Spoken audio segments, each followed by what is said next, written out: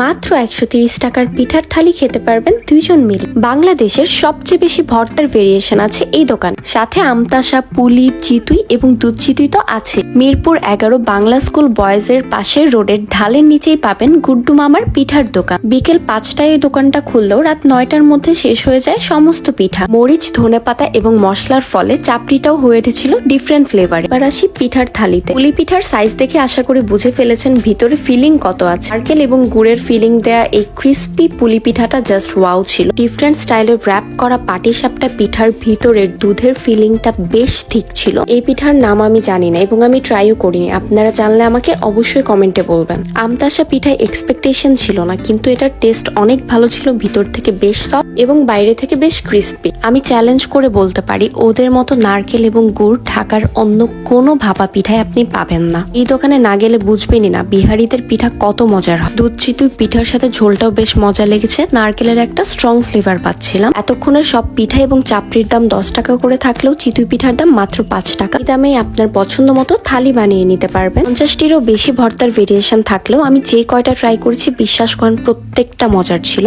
Spicy ভর্তা লাভারদের জন্য এই দোকানটা জাস্ট একটা হ্যাভেন। আপনারা শুটকির প্রত্যেকটি ভর্তা এবং সর্ষে ভর্তা অবশ্যই ট্রাই করবেন। একদমই ঝাল খেতে পারেন না কিংবা বাচ্চা সাথে নিয়ে যাচ্ছেন, তাদের জন্য থাকবে জেলি, মেয়োনিজ এবং মিষ্টি তেঁতুলের চাটনি।